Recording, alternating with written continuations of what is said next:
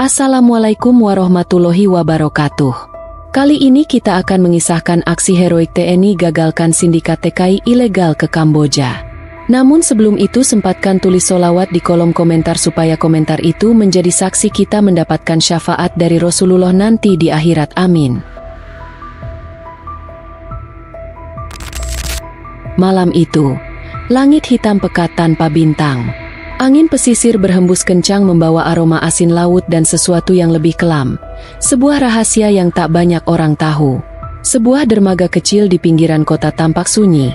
Hanya diterangi oleh satu lampu kuning yang bergoyang ditiup angin. Di balik tumpukan peti kayu tua, seorang pria berjongkok, napasnya tertahan. Ia mengenakan jaket lusuh dan topi kumal, menyatu dalam gelapnya malam. Namun di balik penampilannya yang sederhana itu, tersembunyi jiwa seorang prajurit, Letnan II Arya Pratama. Arya mengamati dengan mata tajam. Setiap gerakan mencurigakan di dermaga. Tak jauh darinya, beberapa pria bertubuh kekar mengawal sekelompok orang dengan tangan terikat. Wajah-wajah yang penuh ketakutan dan harapan yang hampir padam. Mereka semua adalah calon korban. Orang-orang desa yang dijanjikan kehidupan lebih baik di negeri seberang. Tapi malam ini, mereka hanya akan dijual seperti barang. Suara mesin kapal mulai menderu. Seorang pria berbadan besar dengan tato ular di lehernya memerintahkan dengan kasar. "Cepat, angkat mereka ke kapal, sebelum patroli lewat." Arya mengepalkan tinjunya. Ia tahu, waktu hampir habis. Jika ia hanya dia mengawasi, dalam hitungan menit, para korban akan lenyap ke laut luas tanpa jejak. Tapi sendirian, dengan hanya sebilah pisau kecil yang terselip di sabuknya, apa yang bisa ia lakukan? Jantung Arya berdetak kencang, tapi pikirannya tetap jernih. Ia menilai jarak, menghitung jumlah musuh, mencari celah sekecil apapun. Lalu ia melihat sesuatu, sebuah drum minyak yang diletakkan terlalu dekat dengan kabel listrik terbuka. Sebuah rencana gila muncul di kepalanya.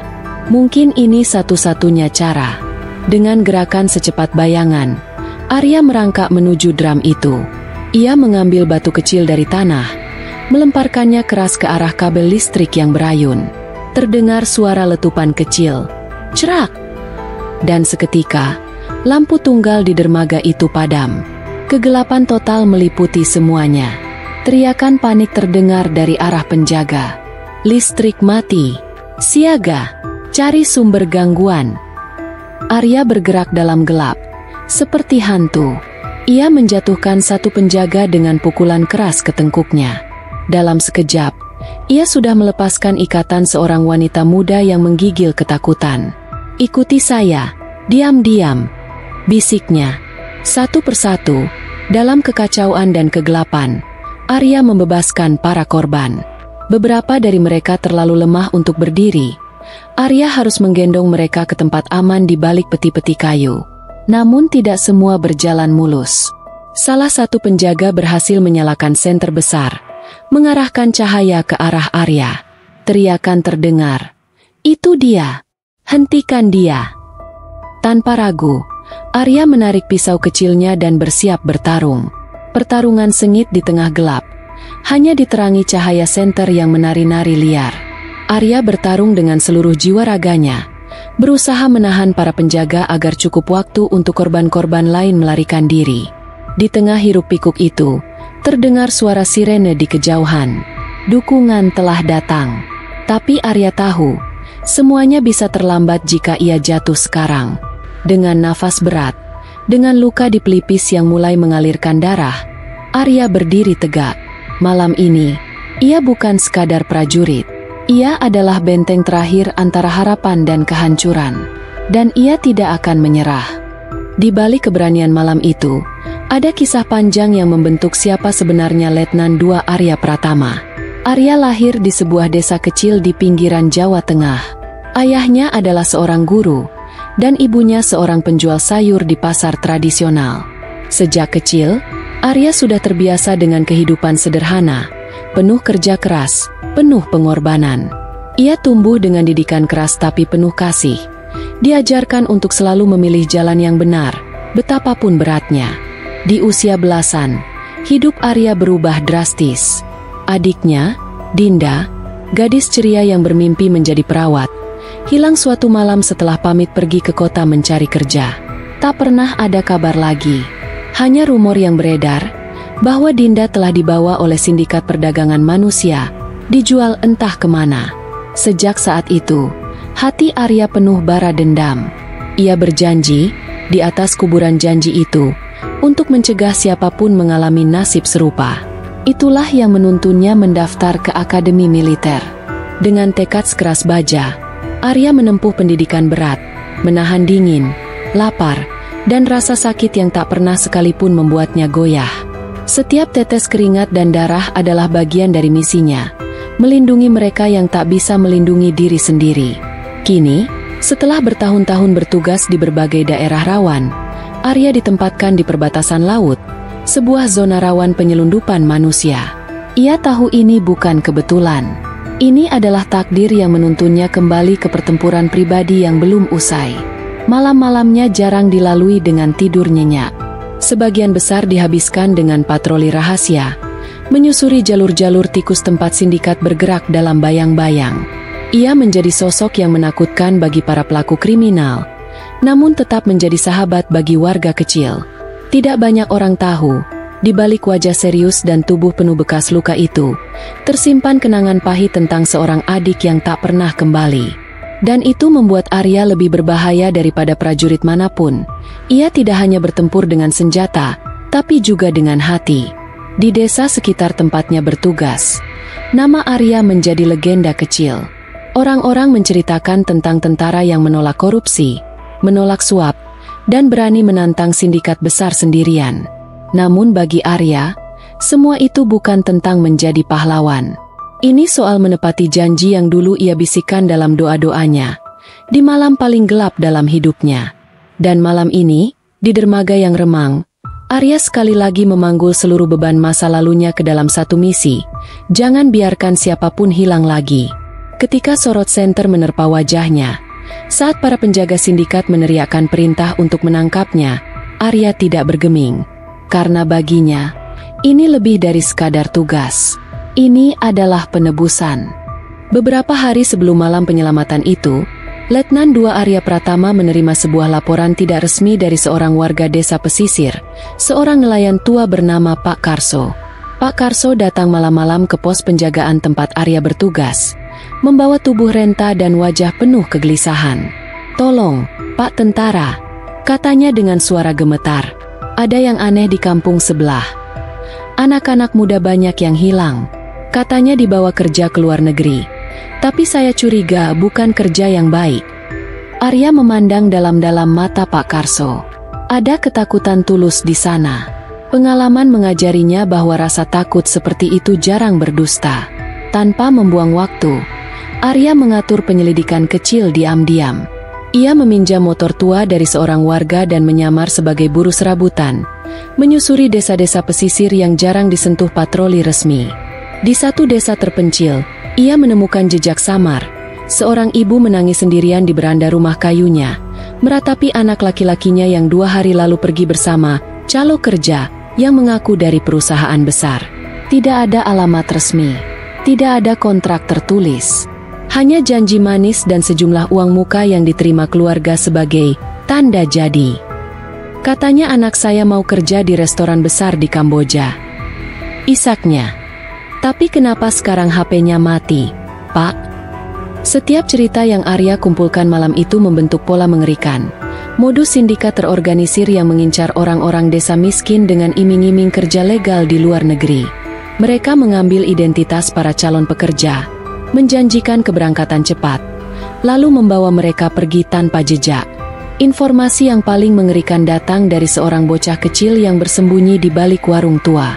Dengan suara lirih, ia menceritakan bahwa ia melihat beberapa orang bertubuh kekar membawa keranjang besar ke sebuah gudang tua di tepi pantai. "Saya dengar suara orang nangis dari dalam, Pak," bisik bocah itu dengan mata melebar ketakutan. Arya tahu ia tak punya banyak waktu. Jika sindikat sudah memulai pergerakan, berarti pengiriman akan segera terjadi. Dalam gelap malam, ia berdiri di puncak bukit kecil, memandang ke arah pantai yang luas dan sunyi. Jauh di sana, di balik gelombang gelap, Para korban mungkin sudah menunggu dalam ketakutan. Ia mengepalkan tinjunya. Ia tak akan membiarkan kejahatan ini berlanjut. Arya kembali ke pos dengan satu keputusan bulat. Ia harus masuk ke dalam jaringan itu, menyusup sebagai bagian dari mereka, dan mengumpulkan bukti cukup sebelum semuanya terlambat. Namun satu hal ia tahu pasti, menyusup ke dalam dunia kotor sindikat perdagangan manusia bukan tugas biasa. Ini bukan lagi soal menjalankan misi resmi. Ini soal taruhan hidup dan mati. Dan Arya sudah siap membayar harga itu. Malam berikutnya, Arya mulai bergerak dalam senyap. Berbekal pakaian buruh yang lusuh, wajahnya ia kotori dengan jelaga, dan tubuhnya ia buat sedikit pincang agar terlihat seperti pria kampung biasa yang mencari pekerjaan. Di kantong bajunya hanya ada satu benda penting, sebuah pemancar kecil sebesar ibu jari yang terhubung ke rekan satuan intelijen yang berjaga tak jauh di perbatasan kota. Arya menyamar sebagai Darman, pria miskin dari pelosok yang baru saja dipecat dari pabrik karena krisis ekonomi. Dengan identitas palsu itu, ia mendatangi salah satu tempat nongkrong para calo kerja ilegal, sebuah warung kopi reot di tepi pantai yang hanya buka mulai tengah malam. Warung itu penuh asap rokok, bau arak murahan, dan obrolan keras tentang peluang kerja di luar negeri. Di sudut warung, Arya melihat seorang pria berambut cepak dengan kalung rantai emas mencolok. Pria itu tampak menjadi pusat perhatian, sesekali menunjukkan foto-foto kemewahan, mobil-mobil mewah, rumah besar, dan wanita-wanita cantik. Itu semua bisa jadi milik kalian, asal berani berangkat, serunya, memancing decak kagum dari para pemuda yang mendengarkan. Arya mendekat dengan langkah berat, pura-pura minder. "Pak, saya butuh kerja apa saja. Pak, tolong saya." Pria berkalung emas menatapnya dari atas ke bawah, memperhatikan pakaian compang-camping dan wajah putus asa Arya. Ia tertawa kecil, lalu memberi isyarat kepada dua anak buahnya. "Kalau mau ikut, gampang," katanya. "Isi formulir ini, serahkan KTP, jangan banyak tanya. Seminggu lagi kamu sudah kerja di Kamboja, jadi orang kaya." Arya menahan amarah yang membuncah di dadanya. Ia tahu persis, tak ada formulir resmi di sini. Yang ada hanyalah dokumen tipuan untuk menghapus jejak para korban. Dengan tangan gemetar berpura-pura gugup, Arya menyerahkan KTP palsu yang sudah disiapkan. Nama Darman tertera di sana. Pria itu tersenyum puas. "Bagus. Besok malam, datang ke gudang tua dekat dermaga. Bawa tas kecil, bawa nyali besar." Arya menunduk dalam, pura-pura patuh. Saat keluar dari warung itu, malam terasa lebih dingin. Tapi di dalam dirinya, api amarah Arya semakin membara. Ia baru saja menyusup ke jantung sindikat. Langkah selanjutnya akan jauh lebih berbahaya. Masuk ke dalam operasi mereka, mengumpulkan bukti, lalu menghancurkan sindikat itu dari dalam. Tapi satu kesalahan saja, satu gerakan yang tidak sesuai, dan ia akan lenyap tanpa jejak, sama seperti para korban lain sebelum dirinya. Arya tidak punya pilihan. Ia harus melanjutkan. Malam itu, di dalam pondok kecil tempat ia beristirahat, Arya menatap langit-langit usang sambil mengingat wajah adiknya, Dinda. Ia menggenggam liontin kecil di lehernya, satu-satunya peninggalan sang adik. "Aku akan selamatkan mereka, Din," bisiknya lirih.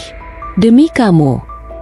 Dan di luar pondok, angin malam berdesir, seakan menyampaikan doa diam-diam untuknya. Malam berikutnya, suasana dermaga tua berubah menjadi lebih mencekam. Angin laut membawa aroma amis dan suara ombak yang pecah di antara batu-batu karang. Lampu-lampu jalan yang biasanya temaram kini nyaris padam seluruhnya, membuat tempat itu seperti wilayah hantu. Arya, dengan ransel kecil di punggungnya, berjalan menuju gudang tua yang disebutkan si pria berkalung emas. Ia mengenakan topi lusuh yang menutupi sebagian wajahnya, berjalan pincang dengan sempurna, membaur bersama puluhan orang lain yang datang dengan wajah lelah dan penuh harapan kosong. Gudang itu besar dan reot, dinding-dinding senyap berkarat, dan hanya ada satu pintu besar yang dijaga dua pria berbadan kekar. Di tangan mereka, tongkat kayu panjang tampak berkilat di bawah sorotan cahaya seadanya. "Masuk satu-satu. Tunjukkan tanda pengenal kalian," teriak salah satu penjaga. Arya mengikuti antrian, mengendapkan dirinya dalam kerumunan. Saat gilirannya tiba, ia menyerahkan tanda pengenal palsu yang sudah dibuat sedemikian rupa. Penjaga itu memeriksanya sekilas, lalu mendorong Arya masuk ke dalam gudang. Begitu melewati pintu, pemandangan di dalam membuat dada Arya sesak. Puluhan orang, bahkan mungkin lebih dari 100, duduk berdesakan di lantai kotor. Sebagian besar anak muda belasan hingga 20 tahunan. Ada juga beberapa wanita muda dengan mata merah dan wajah pucat. Mereka semua tampak kebingungan, ketakutan. Sebagian menggenggam tas lusuh mereka erat-erat. Di sudut lain, Arya melihat beberapa pria berjas hitam mengawasi, lengkap dengan walkie-talkie dan pistol yang tersembunyi di balik jaket mereka. Dari sudut matanya, Arya juga menangkap sesuatu yang lebih mengerikan. Sebuah ruangan kecil di belakang, dipagari kawat berduri, di mana beberapa orang yang memberontak tampaknya dikurung, diikat, mulut mereka dibungkam kain lusuh. Siapa berani macam-macam, langsung masuk karantina, teriak salah satu penjaga, mengacungkan tongkatnya. Arya menahan napas. Ini bukan sekadar pengiriman ilegal. Ini perbudakan. Sistemnya terstruktur. Setelah dikumpulkan di sini, mereka akan diangkut ke kapal kecil yang sudah disiapkan untuk membawa mereka keluar dari perairan Indonesia, lalu dipindahkan ke kapal induk di tengah laut. Dari sana, nasib mereka tergantung pada pembeli, restoran gelap, pabrik tak berizin, atau bahkan tempat-tempat yang lebih kejam. Sambil duduk bersila di antara para calon korban, Arya mengaktifkan pemancar kecil yang tersembunyi di balik sabuknya. Sinyal itu lemah. Gudang ini tampaknya dibangun untuk menghalangi komunikasi, tapi ia berharap cukup untuk memberi koordinat kasar kepada tim cadangan yang siaga di luar. Tak lama kemudian, seorang pria berjaket kulit mendekati kerumunan, membawa papan tulis lusuh. "Perhatian!" teriaknya. "Kalian semua akan dibagi ke dalam kelompok. Kelompok 1 berangkat jam 3 pagi, kelompok 2 jam 5 pagi. Tidak ada suara, tidak ada pertanyaan." Arya mencatat dalam kepalanya. Waktu pergerakan, jumlah orang, jalur keluar.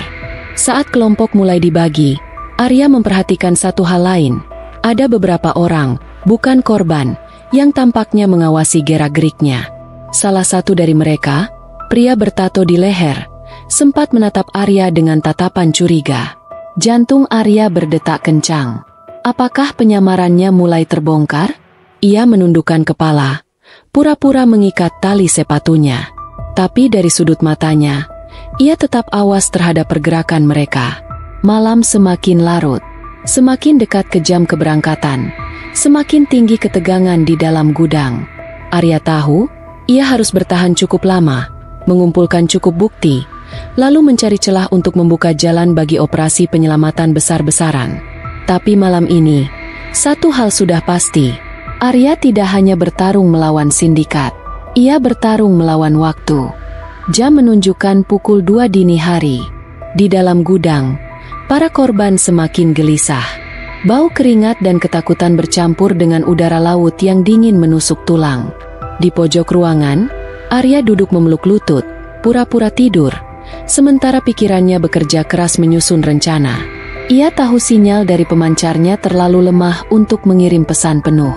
Tim cadangan mungkin baru bisa bergerak setelah mendengar suara atau tanda yang lebih besar. Itu berarti ia harus menciptakan kekacauan dari dalam. Tapi bagaimana? Tiba-tiba, matanya menangkap sesuatu. Di dekat pintu masuk utama, ada tumpukan jeriken berisi bahan bakar. Mungkin untuk perahu motor yang akan membawa korban ke kapal induk di tengah laut. Jika bahan itu bisa dimanfaatkan, ia bisa menciptakan ledakan kecil, cukup untuk menarik perhatian tim luar. Tapi risiko besar menantinya. Jika meledakkan jeriken sebelum semua korban keluar, ia akan membahayakan nyawa mereka. Ia harus mencari cara lain. Arya menajamkan pikirannya. Ia memperhatikan gerak-gerik para penjaga, menghafal pola patroli mereka. Setiap 5 menit, 2 penjaga keluar untuk merokok di luar gudang. Itu menciptakan celah sekitar 3 menit di mana jumlah penjaga di dalam berkurang drastis. Ia menoleh ke sekeliling. Di sampingnya, seorang pemuda berwajah tirus menggigil ketakutan. Arya menyentuh lengannya perlahan. "Hei, kalau saya kasih tanda, kamu mau bantu?" bisiknya pelan. Pemuda itu menatap Arya dengan mata ragu-ragu, tapi akhirnya mengangguk. "Sebarkan ke teman-teman lain. Kalau saya teriak, sekarang, kalian lari ke pintu secepat mungkin. Jangan berhenti. Mengerti?" Pemuda itu mengangguk cepat, lalu berpura-pura menguap sambil bergerak ke kelompok lain, menyebarkan pesan berantai. Detik demi detik berlalu terasa seperti jam. Arya menahan ketegangan di dadanya, menjaga ekspresinya tetap datar. Ia hanya menunggu momen ketika para penjaga itu keluar lagi untuk merokok. Akhirnya, dua penjaga berjalan keluar, tertawa kecil sambil menyalakan rokok. Arya tahu inilah saatnya. Ia beringsut ke arah jeriken bahan bakar. Menggunakan pecahan kecil besi karatan yang ia sembunyikan sejak masuk, ia menggoreskan percikan api kecil ketumpahan bensin di lantai. Sebuah kobaran api kecil menyala cepat, menjalar seperti ular menuju jeriken. Seketika, ruangan dipenuhi bau bensin terbakar. Para korban yang melihat itu mulai berteriak ketakutan. Arya berdiri, dan dengan suara sekuat mungkin, ia berteriak, "Sekarang, lari!" Kekacauan pecah. Puluhan orang berhamburan menuju pintu, mendorong, menjerit, berteriak histeris. Para penjaga yang tersisa panik. Beberapa mencoba menarik senjata, tapi mereka kalah jumlah. Arya menghantam salah satu penjaga dengan siku tepat di rahangnya, membuat pria itu terkapar. Dari luar, sirene tiba-tiba meraung keras. Cahaya lampu sorot menerangi gudang tua dari segala arah. Tim cadangan Arya, satuan khusus gabungan dari TNI dan kepolisian, akhirnya datang, memecah kegelapan dengan kendaraan lapis baja dan senjata lengkap. Arya bergerak cepat, menarik beberapa korban yang terjatuh, melindungi mereka dari kekacauan. Beberapa penjaga sindikat mencoba melarikan diri ke perahu motor, tapi tim penyergap sudah mengantisipasi. Dalam hitungan menit, para pelaku diringkus hidup-hidup, diborgol dan dibawa ke kendaraan tahanan. Asap mengepul dari jeriken yang nyaris meledak, tapi Arya berhasil mengendalikan situasi sebelum api membesar. Di tengah kekacauan itu, Arya berdiri, napasnya memburu. Matanya menyapu seluruh korban yang kini mulai dikumpulkan dan diberikan bantuan. Ia berhasil. Tapi di balik keberhasilan itu, ia tahu, sindikat ini bukan hanya segelintir orang di gudang tua ini. Di atas mereka, ada dalang besar yang masih bebas. Dan Arya bersumpah, ia tidak akan berhenti sampai menghancurkan seluruh jaringan itu dari akarnya. Malam itu, di bawah sorotan lampu kendaraan tempur dan sirene ambulans, seorang pahlawan tanpa tanda jasa berdiri, terluka tapi teguh. Letnan II Arya Pratama. Dan perjuangannya baru saja dimulai. Pagi baru menyingsing di pelabuhan tua yang kini sudah dipenuhi garis polisi dan kendaraan taktis. Udara masih basah oleh bau asap dan bensin terbakar. Sementara para korban yang berhasil diselamatkan diberi selimut dan diperiksa oleh tim medis. Arya duduk di ambang pintu gudang, tubuhnya letih, tapi matanya tetap tajam. Kepalanya masih berdarah kecil akibat pukulan saat pertarungan singkat tadi malam, tapi ia tak peduli. Yang ada di pikirannya hanya satu, dalang di balik semua ini. Komandan lapangan, Mayor Wira, menghampirinya dengan berkas tipis di tangan. "Ini hasil interogasi cepat," kata Mayor Wira sambil menyerahkan berkas itu. Arya membukanya cepat. Di dalamnya ada foto seorang pria parubaya berkemeja batik, tersenyum seolah-olah tak bersalah. Nama yang tercantum di bawah fotonya membuat Arya mengepalkan tinjunya. Damar Kusumo. Seorang pengusaha sukses yang selama ini dikenal aktif di bidang sosial, membangun citra filantropis di media, membantu panti asuhan, bahkan pernah menerima penghargaan pemerintah. Tapi di balik semua itu, Damar ternyata adalah otak sindikat perdagangan manusia terbesar di kawasan ini. "Dia licin, Arya," kata Mayor Wira. "Kami butuh bukti kuat untuk menangkapnya. Kalau tidak, semua ini bisa dibalikan ke kita. Dia punya orang dalam, punya pengacara kuat, punya pengaruh besar." Arya menggertakkan giginya. Ia tahu permainan ini tidak bisa dimenangkan hanya dengan kekerasan. Ia membutuhkan bukti, bukti yang tidak bisa disangkal di pengadilan. Di mana dia sekarang? Tanya Arya. Terakhir terlihat di sebuah villa pribadinya di daerah Puncak. Menurut informan, dia akan mengadakan pertemuan dengan calon investor baru dari luar negeri. Mungkin ada transaksi besar di sana. Arya berdiri. Rasa sakit di tubuhnya lenyap oleh adrenalin yang membuncah. Saya berangkat sekarang, katanya tegas. Mayor Wira menatapnya ragu sejenak. Ini misi berisiko tinggi. Kau yakin mau sendirian? Arya mengangguk. Kalau saya bergerak dengan tim besar, dia pasti curiga. Saya butuh masuk ke dalam, menangkap dia basah-basah. Mayor Wira menghela napas panjang. Baiklah, tapi ingat, Arya jangan gegabah. Kita butuh dia hidup-hidup. Arya hanya mengangguk, lalu berbalik menuju mobil tuanya. Di sepanjang perjalanan menuju puncak, Arya menyiapkan segala sesuatunya. Ia mengganti pakaian, menyamar sebagai supir antarjemput biasa, lengkap dengan identitas palsu. Di dalam mobil, ia menyembunyikan kamera kecil di dashboard, siap merekam setiap bukti transaksi. Langit di puncak tertutup kabut tebal saat Arya tiba. Jalanan berliku dan sunyi, hanya suara desau angin yang menemani. Ia memarkir mobilnya di jauh dari villa target, lalu melanjutkan dengan berjalan kaki melalui jalur hutan kecil. Dari balik semak, ia melihat villa itu. Megah, dikelilingi pagar tinggi dan dijaga beberapa pria bertubuh besar bersenjata laras panjang. Arya mengamati gerbang utama. Ada beberapa mobil mewah terparkir di halaman. Tanda bahwa tamu-tamu penting sudah datang. Ia harus menemukan cara masuk tanpa menarik perhatian.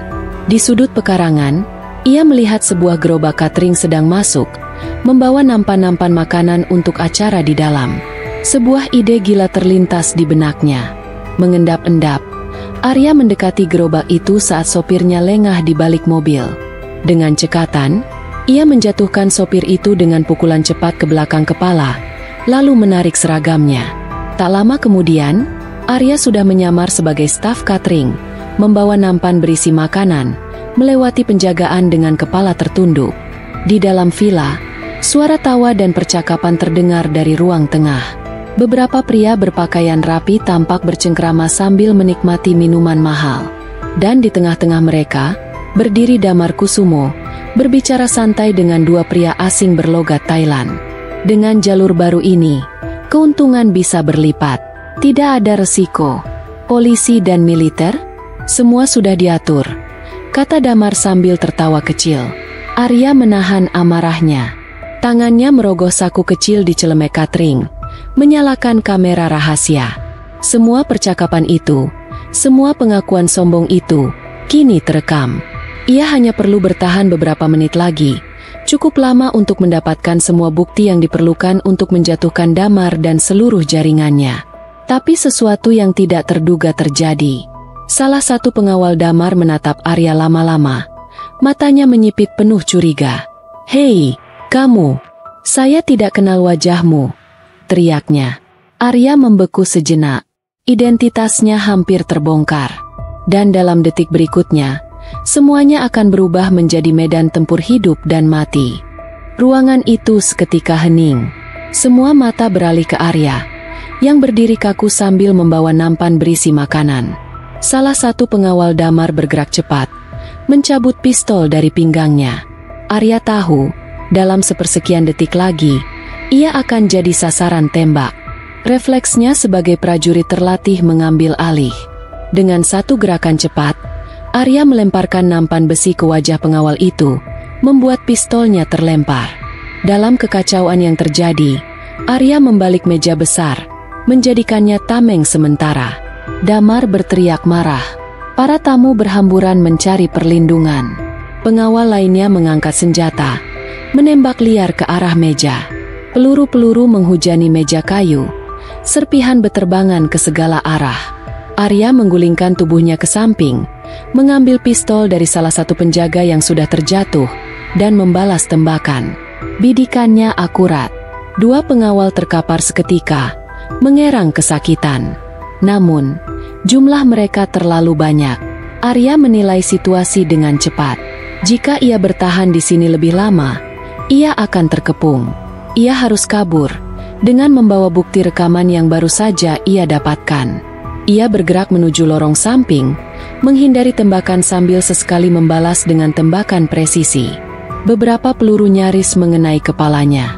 Adrenalin menderu dalam darahnya. Saat melewati dapur, ia mengambil bom asap kecil dari dalam ikat pinggang celana catering, peralatan standar yang ia bawa dalam misi penyusupan. Tanpa ragu, ia menarik pin dan melemparkan bom asap ke belakang. Boom! Asap tebal putih langsung memenuhi ruangan, membuat pandangan musuh kacau. Arya berlari, menerobos jendela dapur dengan bahunya. Kaca pecah berserakan, kulitnya tergores, tapi ia tak berhenti. Di luar villa, suara sirene patroli mulai terdengar di kejauhan. Sepertinya bantuan dari tim cadangan sudah mendekat, mendeteksi pergerakan mencurigakan di wilayah ini. Damar Kusumo muncul di balkon atas, berteriak marah sambil menunjuk Arya. "Tangkap dia! Hidup-hidup!" Dua SUV hitam berderu keluar dari garasi, mengejar Arya yang kini berlari menembus jalur sempit di antara kebun teh dan hutan kecil. Arya tahu ia tak mungkin mengandalkan kekuatan fisik semata. Ia butuh rencana. Mata tajamnya menangkap sebuah motor trail tua yang diparkir di belakang pondok petani.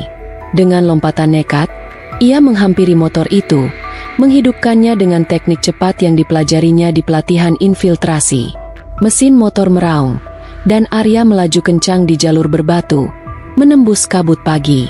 SUV hitam membuntuti, menabrak semak-semak, mencoba mengejarnya. Salah satu kendaraan mengejar dari arah samping, berusaha menabrak Arya dari sisi kanan. Dalam manuver berani, Arya menarik rem mendadak, membuat motornya meluncur drift di atas kerikil, menghindari tabrakan hanya beberapa sentimeter. Ia membalas dengan mengarahkan pistol ke ban SUV dan menembak. Duar! Ban depan SUV meledak. Kendaraan itu oleng dan terguling, menghantam batang pohon besar. Ledakan kecil terdengar saat mesin terbakar. Satu pengejaran berhasil dihentikan. Tapi masih ada satu SUV lagi yang memburu Arya tanpa ampun.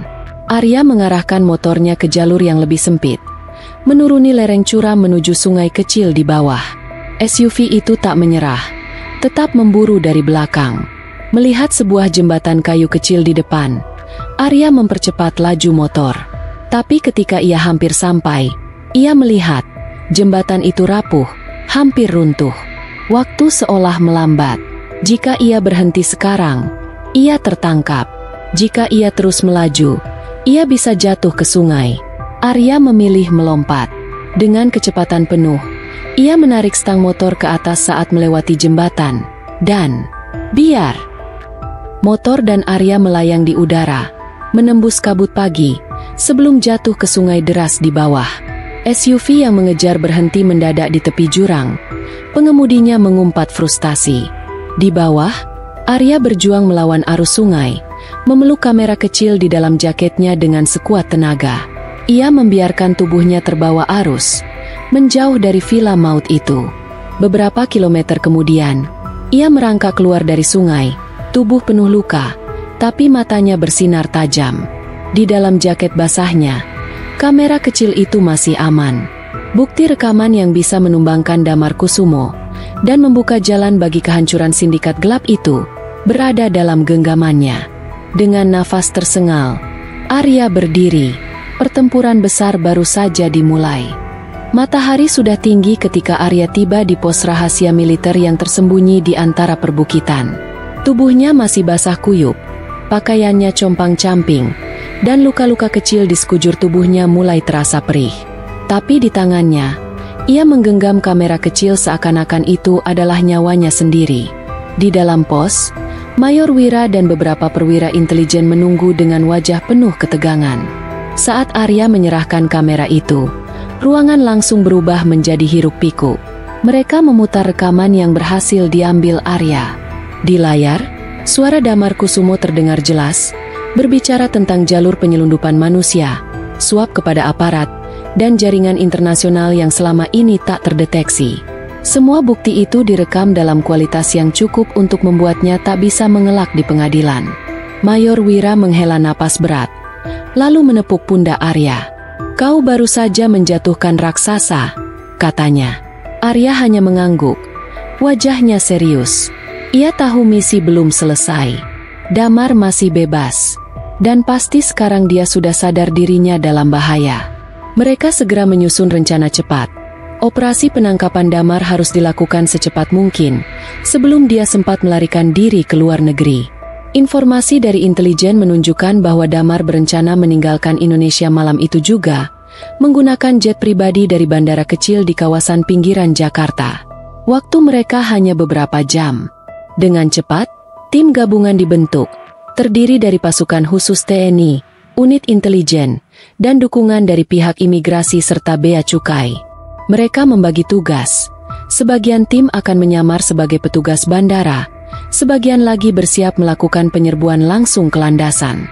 Arya, meski tubuhnya belum sepenuhnya pulih, memaksa ikut dalam tim serbu utama. Sore itu, di bawah langit mendung, operasi dimulai. Bandara kecil itu tampak sepi, hanya beberapa staf yang berlalu lalang. Sebuah jet pribadi berwarna putih mengkilap sudah siap di landasan. Mesinnya menyala pelan, menunggu penumpang VIP. Arya dan timnya bersembunyi di balik kendaraan kargo, memantau setiap pergerakan. Dan kemudian mereka melihatnya. Damar Kusumo, mengenakan setelan jas abu-abu, berjalan cepat diiringi dua bodyguard berbadan besar. Wajahnya gelisah, matanya terus-menerus menoleh ke kanan dan kiri, seakan-akan sudah mencium ada sesuatu yang salah. Saat Damar hampir menaiki tangga pesawat, Mayor Wira memberi isyarat. Arya dan tim langsung bergerak. "Serbu!" Suara teriakan itu menggema di landasan. Pasukan khusus keluar dari balik kendaraan, senjata terangkat, mengepung jet dari segala arah. Damar terkejut, tapi bodyguardnya dengan refleks mencabut senjata. Sebelum sempat menembak, dua peluru peringatan menghantam tanah di depan kaki mereka. "Jatuhkan senjata! Angkat tangan!" teriak Arya keras. Bodyguard ragu, tapi melihat jumlah pasukan yang mengepung mereka, akhirnya menjatuhkan pistol ke aspal. Damar mencoba melarikan diri, berlari menuju pagar pembatas. Arya mengejarnya. Mereka berdua berlari melintasi landasan. Angin kencang meniup jas Damar. Arya mengejar dengan kecepatan penuh. Napasnya berat.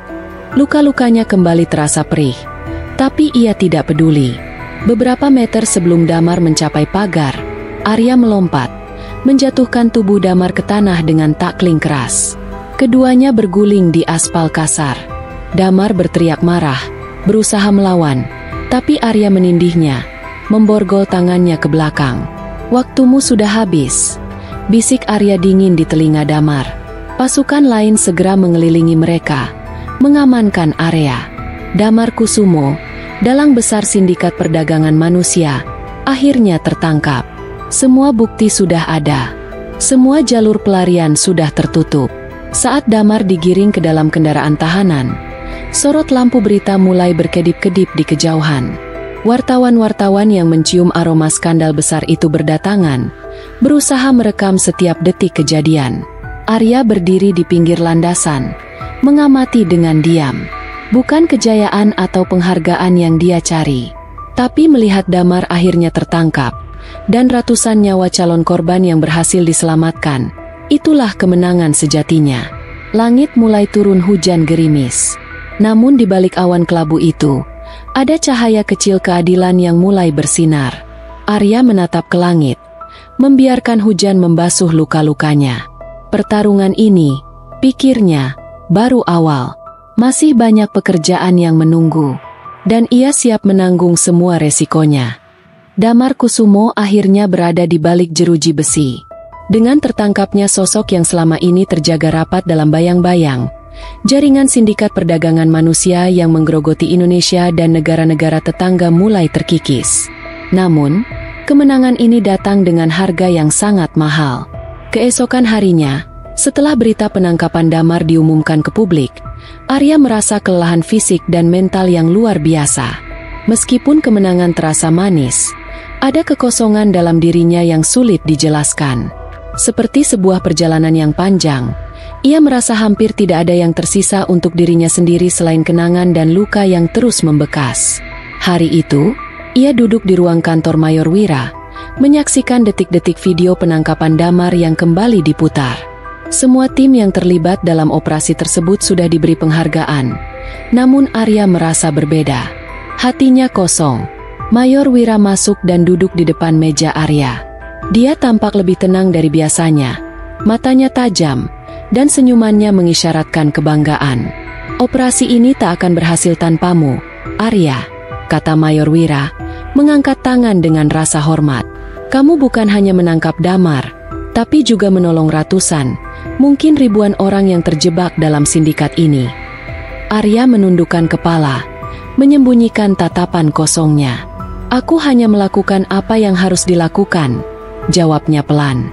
Tetapi Wira tidak begitu saja membiarkan Arya merendah. Mungkin kamu tidak ingin diakui, tapi kamu telah menyelamatkan banyak nyawa. Dan itu yang penting. Arya terdiam sejenak, menyadari bahwa meskipun tak ada yang mencari ketenaran atau penghargaan, rasa bangga itu tetap ada dalam diri mereka yang berjuang. Setelah beberapa menit, Arya berdiri dan berjalan keluar dari ruangan. Matanya memandang jauh keluar jendela. Pemandangan kota yang sibuk tak bisa menghapuskan rasa berat di hatinya. Tak ada lagi yang bisa ia lakukan untuk merubah masa lalu. Damar sudah tertangkap, sindikatnya hancur. Tetapi banyak pihak yang tak akan pernah tahu perjuangan panjang yang telah ia jalani, atau harga yang dibayar. Langkah-langkahnya terasa berat saat keluar dari markas TNI. Sebuah mobil pribadi menunggunya. Arya melangkah ke dalam dan duduk di kursi belakang, memandangi jalanan yang sibuk.